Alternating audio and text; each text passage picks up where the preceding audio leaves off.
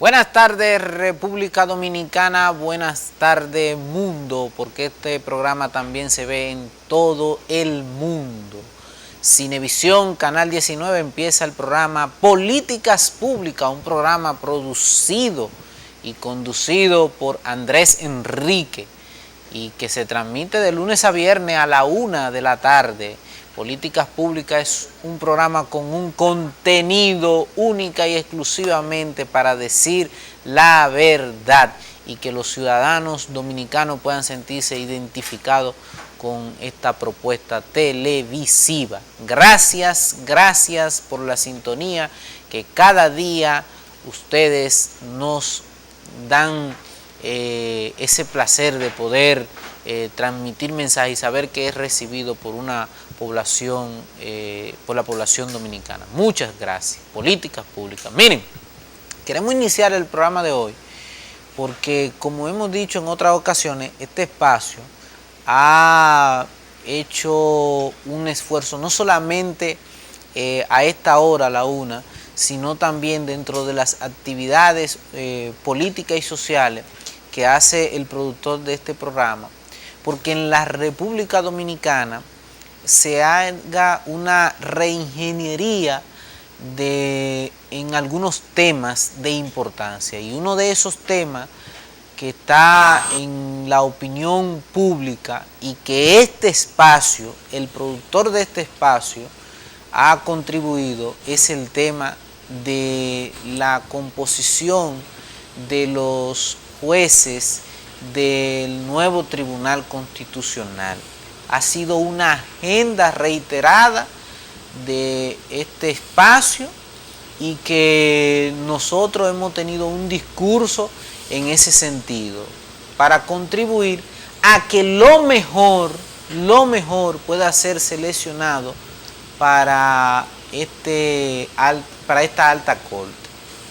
Y en el día de hoy, uno de los miembros del Consejo Nacional de la Magistratura dio unas declaraciones que nosotros quisiéramos compartir porque va en el ejercicio que nosotros hemos querido hacer, y nosotros vamos a ser solidarios con las causas que promuevan en las altas cortes jueces que no tengan ningún vínculo político y que contribuyan a mejorar el sistema de justicia en la República Dominicana. Porque como se ha demostrado en toda parte del mundo donde hay un juez político, un juez corrupto, la justicia quiebra el sistema democrático y daña consigo la paz ciudadana. Vamos a ver este corte y cuando regresemos estará con nosotros también Andrés Enrique, que comentaremos un poco más después de escuchar a José Ignacio Paliza, senador de Puerto Plata y también senador del PRM en la Cámara, en el Senado. Entonces vamos a ver el corte y cuando retornemos lo comentamos.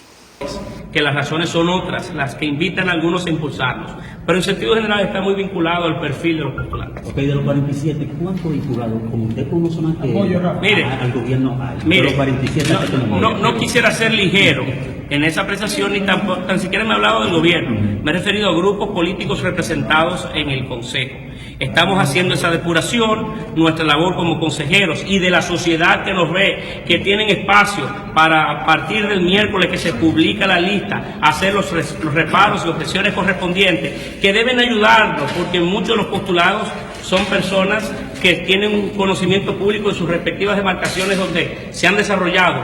Necesitamos de su colaboración para hacer ese escrutinio, hacer esas investigaciones y poder tener una información mucho más acabada de la cantidad. No puedo ponderar la cantidad de personas, pero sí hay personas que ustedes conocen, inclusive algunos de un perfiles muy conocidos, que tienen vinculaciones partidarias conocidas. Ustedes escucharon las declaraciones de Paliza. Sí. El miércoles.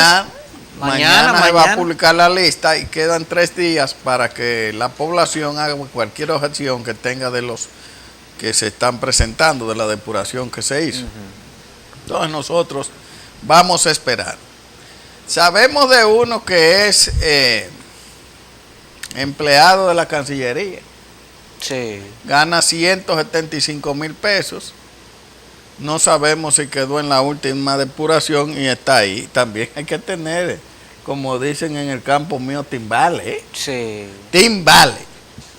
Pero nada, vamos a esperar la lista. Pero hay que decir... Vamos a esperarla. Hay que decir, Andrés, que Paliza alerta ahí a la población. Todo el que está en esa lista es conocido, dice, dice Paliza. Lo que hay que...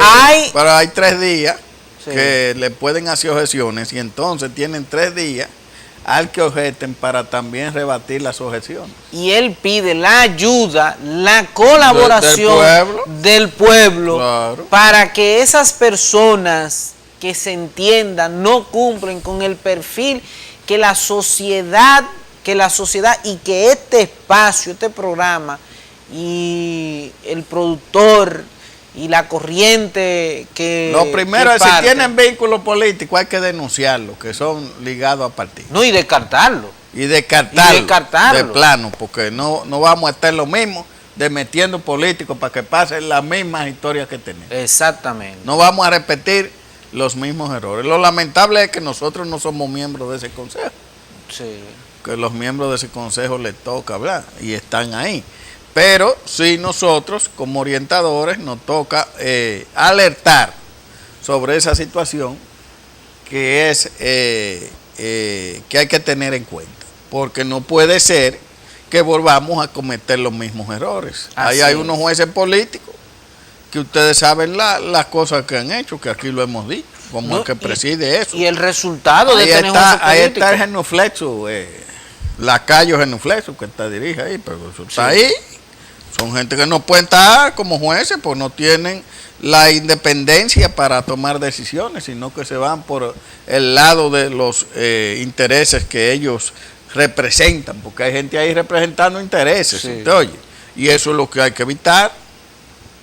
Eso es cierto. Mira un ejemplo que es palpable. Cuando en el Tribunal Superior Electoral habían políticos, el tribunal se convirtió en un desorden. No sirvió. En un desorden. Hoy, con todas las debilidades que pueda tener el sistema, hoy el tribunal se respira otro aire. No había ahí una vagamundería antes, entonces ya, porque actuaban en base a líneas de intereses partidarios. Exactamente. Ahora los jueces son independientes, ¿verdad? Sí. Y están tomando decisiones de acuerdo al criterio más ajustado que dice la ley, a lo que dice justicia, ¿verdad? Exactamente. Entonces, eso es lo que hay que cuidar, que los organismos que tenemos no sean contaminados con la participación de políticos, porque entonces, pero venga acá, si yo lo recomiendo a usted y usted es juez, ¿qué usted va a hacer? Y hay un caso de cualquiera. Pero venga acá, pero digo, mira, ayuda a esto. Y llega un caso de Andrés, llega un caso de Andrés. Yo voy a fallar en contra de Andrés. Nosotros. No. Es por eso. ¿Usted entiende? Es por eso, que no es por nada malo, es que es eso, que los intereses son intereses. Entonces aquí, como estamos en una etapa transicional de la vida dominicana, porque estamos en una transición. Sí. Antes teníamos una justicia autoritaria, hemos dado algunos avances, pero estamos en una etapa que todavía tenemos que perfeccionar mucho. Sí. Entonces, en esta etapa transicional de perfeccionamiento que lleva la vida institucional del país, tenemos que tratar de que se escoja lo mejor y lo más imparcial. Así es. Porque uno de los problemas que tiene aquí la República Dominicana, que influye en la ola de delincuencia, porque la delincuencia usted no la puede ver nada más como delincuencia de raterismo, de robar casas, robar carros y robar en un banco y robar cuartos y cosas así, ¿no? También hay delincuencia de cuello blanco con casos judiciales. Sí. Hay verdaderos delincuentes judiciales. Entonces, hay que cuidar a la sociedad. Y ese es el papel del político. Saber escoger las personas adecuadas para los pueblos. Así es. No escoger la gente que a mí me convenga, porque entonces el que yo pongo va a ir a actuar de acuerdo a las líneas y a los intereses que yo represente. Así sea un partido o sea cualquier cosa. O sea un banco también, porque aquí los bancos también ponen gente. Vamos a estar claros, ¿eh? Los bancos también recomiendan gente que son intereses que se pueden ver afectados en cualquier cosa. Por ejemplo, aquí hay bancos con fundaciones de justicia. Sí. Ajá. Y hay bancos con gente en la judicatura, que tienen gente en la judicatura. Sí. Hay gente en la judicatura que responden a los bancos. Hay otros que responden a políticos. Y entonces esas son de las cosas que nosotros tenemos que ir eliminando y perfeccionando en esta etapa de transición. ¿Cuánto va a durar esa transición? Yo no sé. La aspiración es que en la República Dominicana haya una justicia verdaderamente imparcial. Así es. Y que los jueces dejen de estar con un vedetismo, porque mire, por ejemplo, ahí en el Tribunal Constitucional, que es el máximo tribunal que hay, usted ve que hay un afán de salir en televisión, y en radio, y en diablo, y estar en los medios, y estar... Últimamente. Eso no es bueno. Por ejemplo, como a nosotros nos gustan mucho los Estados Unidos, hay unos jueces allá que son de la Suprema Corte, ¿verdad? Del país, que son 8 o 5. Sí. Usted ve esa gente. No, Usted no ve esa gente hablando pendejadas, ni sí, haciendo vedetismo, de que están en premios, ni en vaina, ni nada de esa vaina. Entonces esa gente ni lo preparando ve. concursos. A veces ponen una foto de todos esos jueces y esa foto es la foto que anda ahí o algo. Usted lo oye cuando van a que hay uno que murió y van a sustituirlo, como ahora que había un con Cábanos, uno que recomendó Trump. Eso, eso estaban ahí, bueno, salieron, eso, pero no hablando. Porque el juez no puede hablar, porque si habla, ya está afectando intereses. Exactamente. Si el juez va a un acto de qué sé yo qué, ya está la otra parte lo ve, pero mira, ya fue al acto de fulano. ¿Te oye? Entonces, aquí hay gente que son políticos que se meten ahí, que lo que quieren es estar como los políticos, dando declaraciones, figureando, yendo a programitas, haciendo qué sé yo qué, y hablando, pero usted no, ese no es su papel. Entonces aquí hay otra cosa que los jueces tienen también que cuidar, señores, es la ética, su comportamiento, su comportamiento. Pero eso, estamos, como Andrés, le dije, en la fase de transicional para llegar a una justicia verdadera. Eso va a tomar tiempo, porque ahora estamos, como quien dice, en las primeras etapas, que hay todas estas imperfecciones, todos estos pinches y estos parchos que hay que hacer. Y después, según va pasando el tiempo, le tocará ya a las nuevas generaciones ir perfeccionando el sistema. Pero Andrés, en otro problema que han causado estos jueces, en el caso de la República Dominicana, de estos jueces políticos, genuflesos, blandengue, que se hizo en la antepenúltima reunión que tuvo el Consejo Nacional de Magistratura y que conformó el antiguo Tribunal Superior Electoral y el actual Tribunal Constitucional, es que los jueces que fueron eran tan corruptos que en la administración de los fondos públicos a todos le hemos descubierto casos de corrupción. Yo tengo en mi casa un informe de la Cámara de Cuentas de los antepasados jueces del Tribunal Superior Electoral, que, señores, la vagabundería en términos de corrupción que hicieron esos jueces, óyeme, es tremenda. Entonces, a estos jueces del Tribunal Constitucional, nosotros también en este programa hemos mostrado aquí cómo se han comportado éticamente en la administración de fondos públicos esos jueces que no se corresponden con un magistrado. Ahí hay gente que no ha honrado la toga. Esa es la verdad. Entonces, la verdad pero nada, vamos a esperar a mañana que salga la lista para ver los nombres y y que la vamos a leer aquí para que la gente se anime. Sí. Si conoce algún desliz que ha cometido alguno o algún comportamiento irregular, que lo denuncien, ¿verdad? Exactamente. Bueno, mire, por otra parte, vamos a tratar el tema del narcotráfico, que está interesante. Usted sabe que aquí... Ya traemos un especialista para acá, Vivi. No, un especialista no. Él se llama Augusto Willy Falcón. Vaquero. Cubano. Vaquero de la cocaína. Se conocía como cowboy de la cocaína en los años 80 y 90. Se supone que trabajó con manejaron el cartel más de Medellín, 2 ¿no? billones de dólares. Él es cubano. Le echaron 20 años allá en los Estados Unidos porque él hizo una negociación y le echaron 20 años. Entonces, ahora los Estados Unidos lo deportó. ¿Y usted sabe para qué país vino? Para acá, porque aquí lo aceptaron las autoridades. ¡Qué bien! Como que nos faltan escoria. Ese premio Nobel del narcotráfico. Como nos faltan escoria, hay que traer más. Y escoria grande.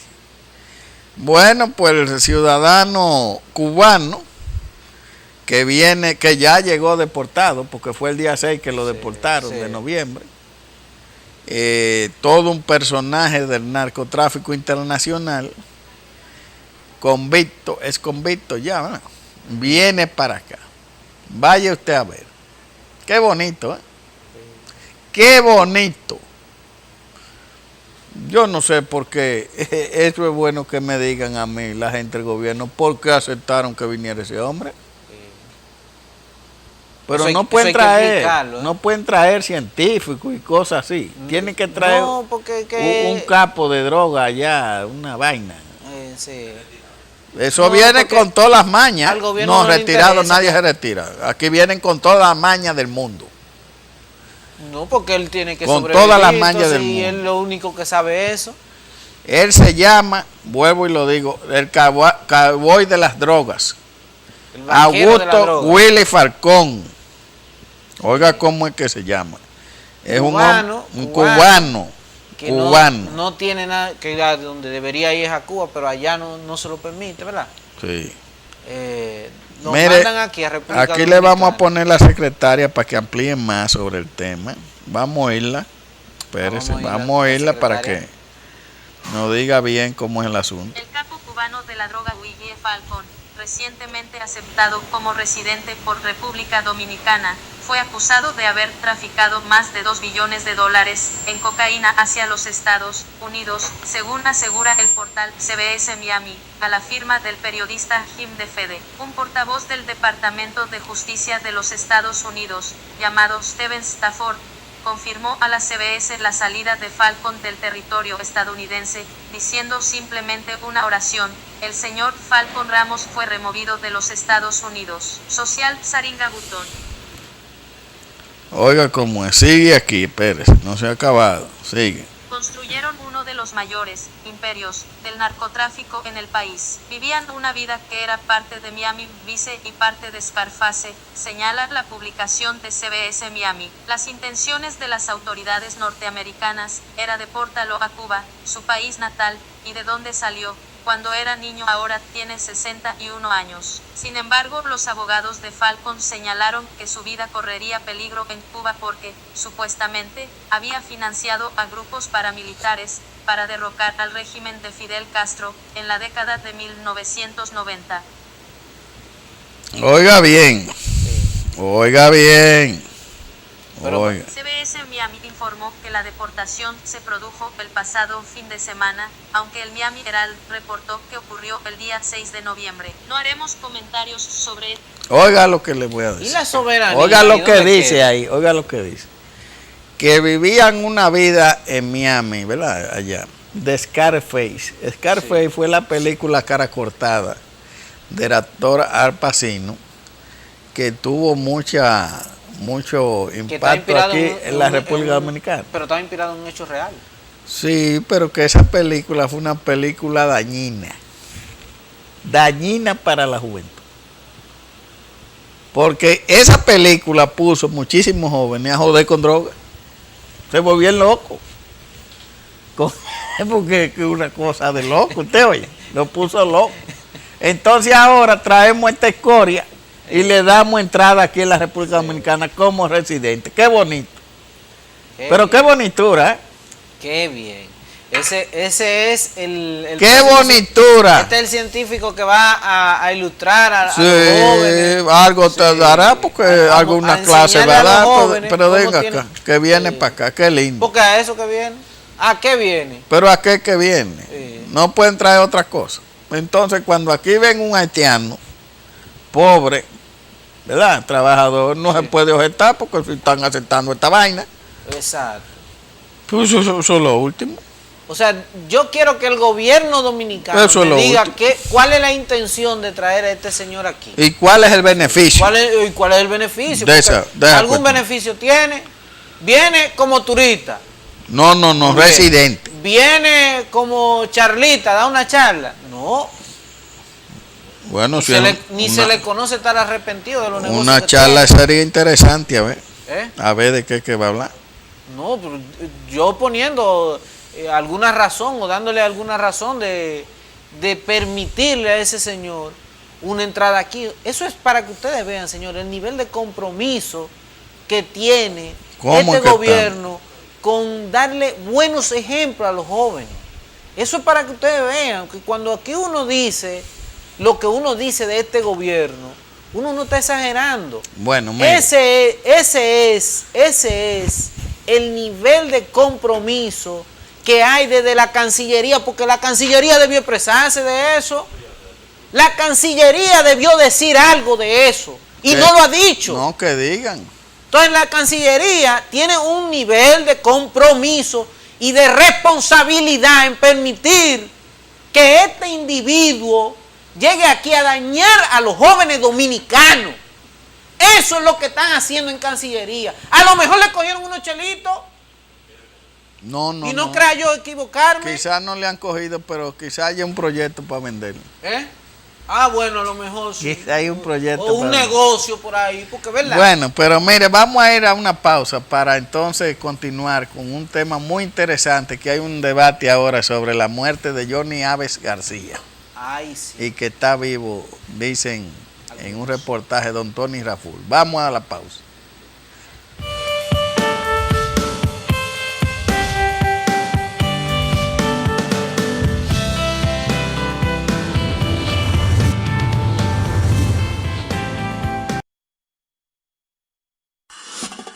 ¿Quieres aprender o mejorar tu capacidad de hablar en público y en los medios de comunicación?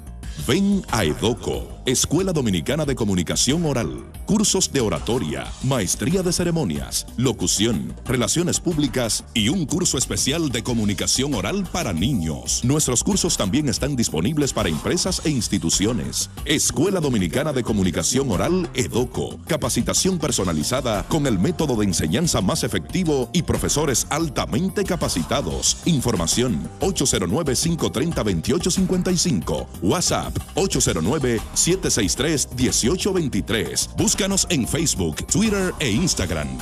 @Escuela EDOCO. Solo se aprende a hablar hablando.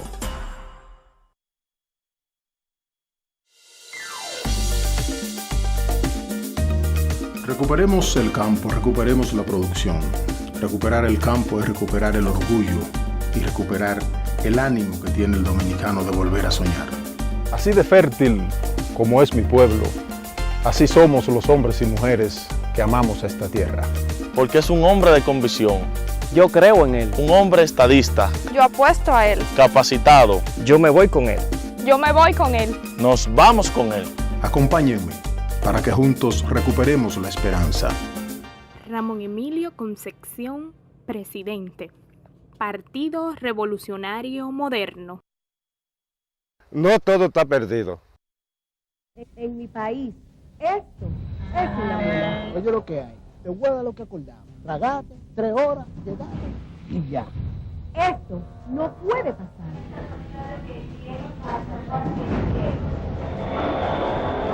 Dile no al consumo de drogas. no a transportarla. Arriesgas tu vida, dañas a tu familia y empañas tu país. Judith, gracias. Mi vida y mi familia valen más. Un mensaje de la Dirección Nacional de Control de Drogas y esta emisora.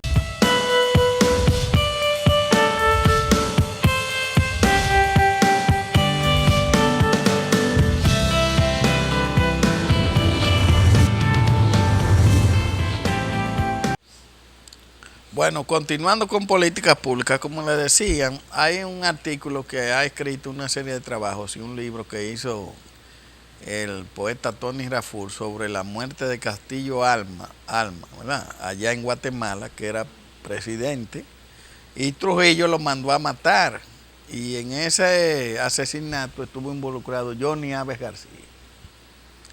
La mano de Trujillo siempre anduvo por aquí, en toda esta parte de América, haciendo de las. Así estuvo también un atentado a Rómulo Betancourt, presidente en Venezuela.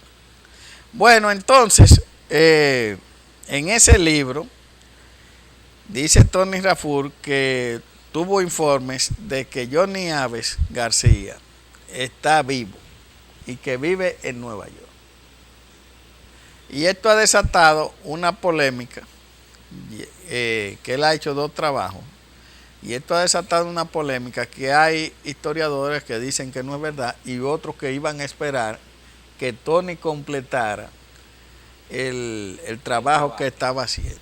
Pues aquí le vamos a poner parte del trabajo para que los amigos televidentes, si no han tenido la oportunidad de leerlo, tengan de primera mano parte de lo que dice el trabajo de Tony, que es bastante ilustrativo sobre esa situación. Porque es bueno decir que Johnny Aves era el jefe del Servicio de Inteligencia Militar de Trujillo, el SIN, que en las finales del Trujillato, ¿verdad? Esa gente era él que dirigía los calieses. Inclusive cuando las muertes de las hermanas Mirabal, él era el jefe del SIN, que le dio la orden al jefe del SIN en Santiago para que eliminaran a esas muchachas, ¿verdad? Entonces, esto hay muchos de los dominicanos, quizás los nuevos que han nacido después de la época de Trujillo no saben, pero hay otros que sí, los que saben, como nosotros con la historia, sí. Es un dato histórico importante. Vamos a poner parte del trabajo de Tony Raful, que es bastante interesante. Vamos a ver. El llamado anillo palaciego de ese entonces, que rodeaba a Balaguer a finales de los años 60 y principios de los 70, echó a correr la versión de que 2 altos militares del entorno del presidente, los generales Ney y Rafael Nivar Seijas y Rafael de Jesús Checo, habían pagado $70,000 de la época a un diputado haitiano Andrés Simó, que trasegaba constantemente la frontera dominico-haitiana y que era como un hijo de Franois Duvalier, para que resolviera el asunto Aves, o sea, que desaparecieran Aves en Haití, porque en sus comentarios peyorativos sobre la figura de Balaguer, entre ellos la posibilidad de un supuesto atentado contra la vida de Balaguer, Aves perturbaba la paz y la seguridad de la República Dominicana. Esta versión me la contó una de las 4 personas allegadas al presidente Balaguer en ese interregno, el señor Aliro Paulino, amigo de mi familia y de mi mayor estima, desde los años 50 del siglo pasado, cuando una especie de escuela particular era dirigida por su querido padre, en el entonces entorno citadino del barrio San Carlos. Pero antes de eso está esta parte, que es importante que la gente lo sepa.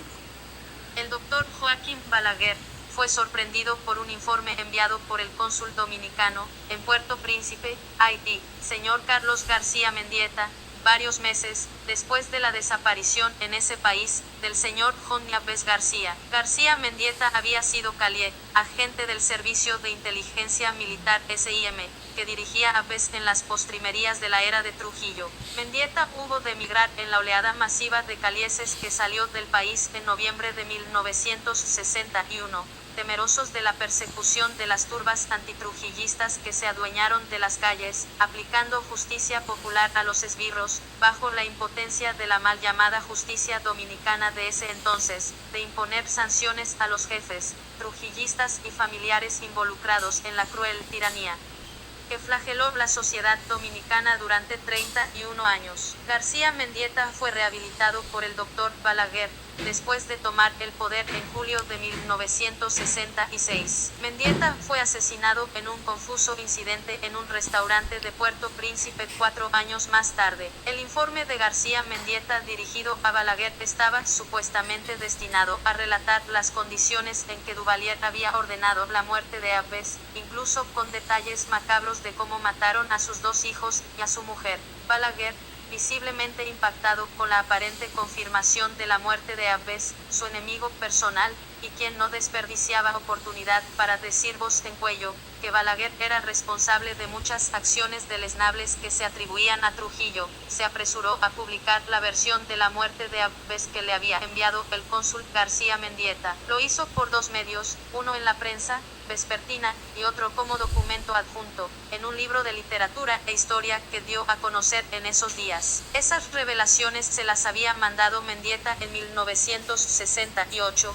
un año después de la desaparición de Abbes, y Balaguer las hace públicas en 1984-85. Inmediatamente se identifican varios errores o falsedades en la versión de Mendieta. Una de ellas indica que la esposa de Abbes, Cita Fernández, era hija del general Ludovino Fernández, uno de los jefes militares de la era de Trujillo. Familiares del general Ludovino Fernández emplazaron a Balaguer a rectificar esa información que era falsa. La otra pifia fácilmente detectada fue la de decir que Abbes fue muerto el 30 de mayo de 1967, con la idea de señalar que lo mataron el mismo día que habían matado a Trujillo en 1961. No podían haberlo matado el 30 de mayo de 1967, porque Abbes fue visto en Puerto Príncipe por última vez entre los días 4 y 5 de junio de 1967, cuando esperó en el parqueo correspondiente a la embajada dominicana,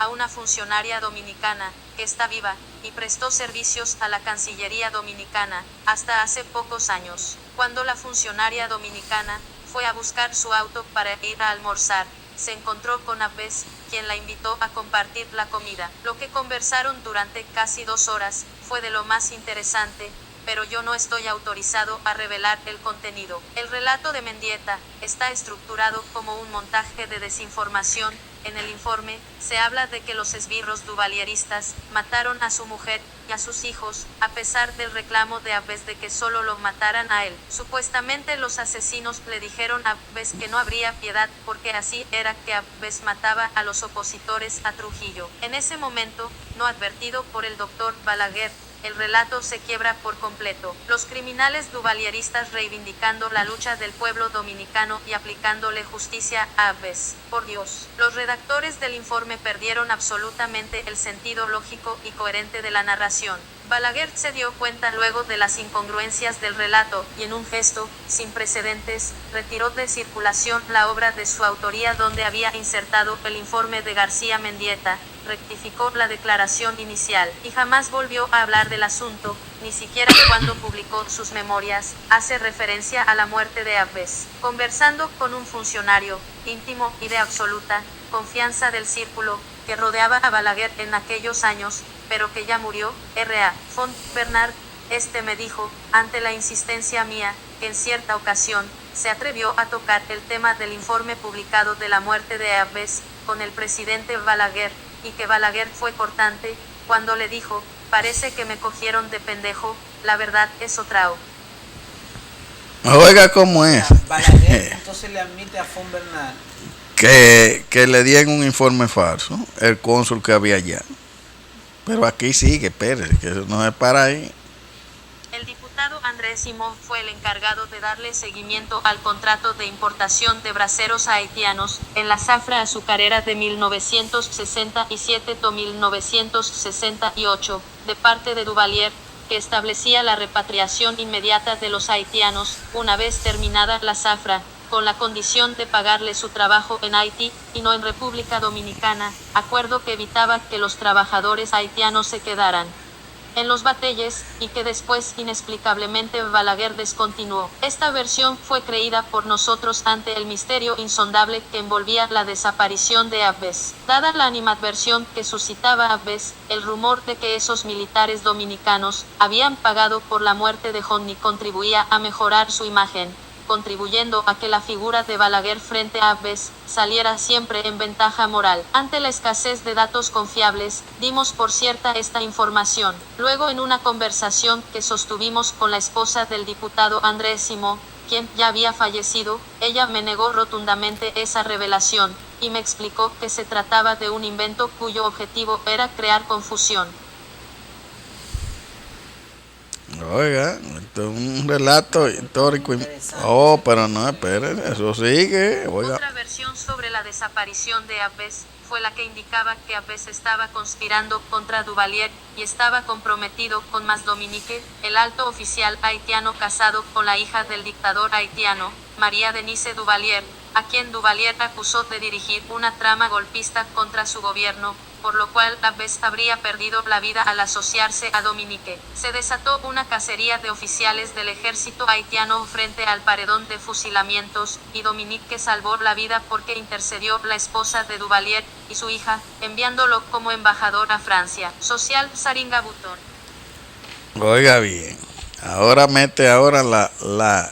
Abbes no pudo ser víctima de esta represión, porque la misma empezó a partir del 16 de junio, y Abbes deja de verse en Haití 11 días, antes de descubrirse la supuesta conspiración del yerno del dictador. Esta fue otra de las mentiras inventadas para encubrir la salida de Haití de Abbes. Abbes no tenía ninguna posición militar en Haití, ni trabajaba con ningún oficial haitiano, ni mucho menos con Dominique. Abbes fue contratado única y exclusivamente en 1965 para dar asesoría a policías civiles, los llamados tontón macoutes haitianos, sobre seguridad y vigilancia profesional. Más bien, Abbes en el momento de desaparecer en Haití, había cesado en su contrato como asesor de ese cuerpo represivo duvalierista. Se le veía en abril y mayo de 1967, a todas horas vagando en las calles de Puerto Príncipe. Incluso, como le sobraba tiempo, llegó a recibir a dominicanos que llegaban a Haití y ofrecerles cenas,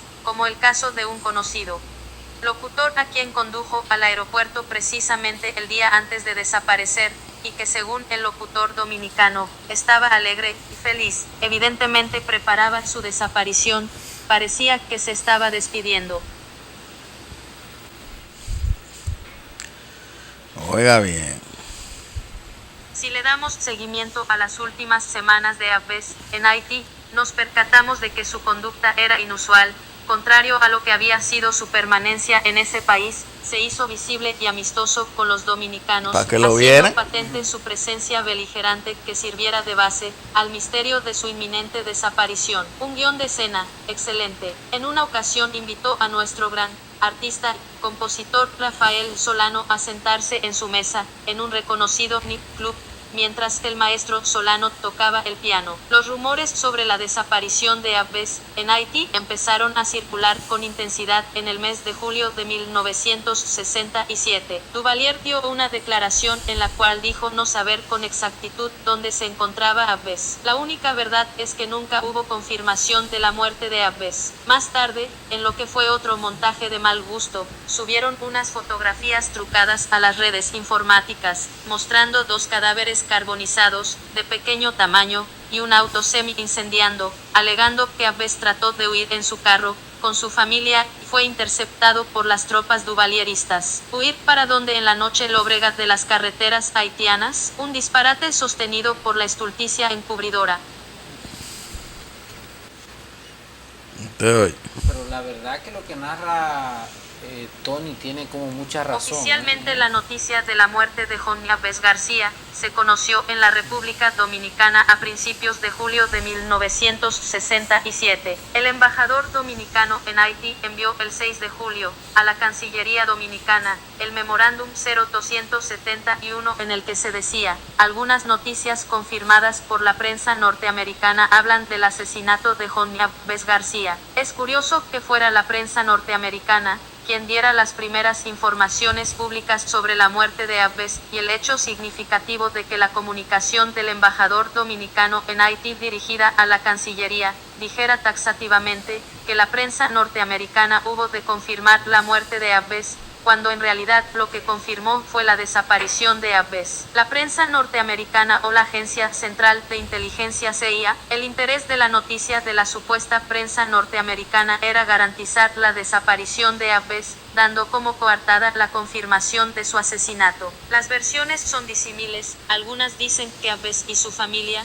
fueron ametrallados en su hogar, y que los niños fueron ahogados en la cuna, otras dicen que le pegaron fuego a la casa donde vivía, otras citan que la casa se mantuvo custodiada por más de un mes, algunas aseguran que fingieron un vuelco por uno de los precipicios, para hacer creer que fue un accidente. En pocas palabras, no pudieron ponerse de acuerdo en la versión definitiva sobre la muerte de Abbes.